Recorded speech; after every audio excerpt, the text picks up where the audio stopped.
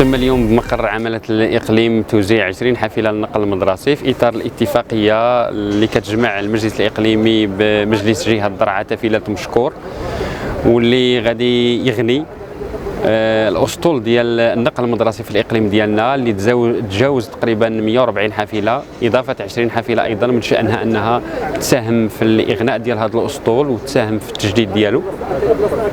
هذا الاسطول هذا اللي كيساهم واحد المساهمه فعاله في تحسين مؤشرات التمدرس ومحاربه الهدر المدرسي وخصوصا في صفوف الفتيات.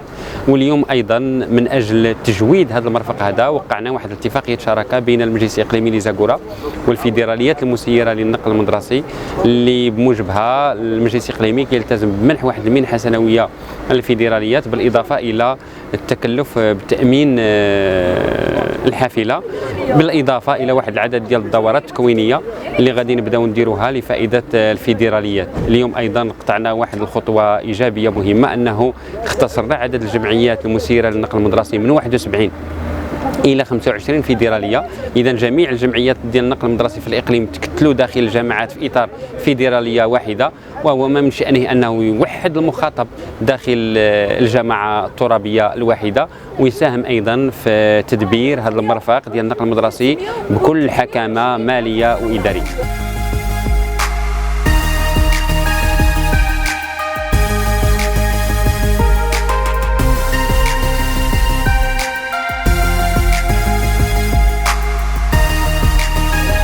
صراحة الجمعيات ولا الفيدراليات ديال النقل المدرسي كيعانيوا بزاف ديال الاكراهات. اللي الاكراه الاول هو ضعف الاسطول ديال الحافلات.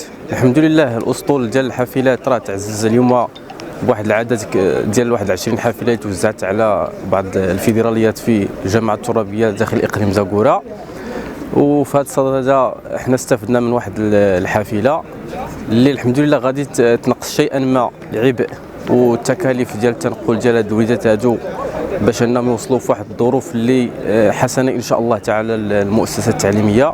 من هذا المنبر هذا كنبغيو نشكروا السلطات المحليه والسلطات الاقليميه ولا السلطات الجهويه ولا جميع الفاعلين والمتدخلين في هذا القطاع هذا.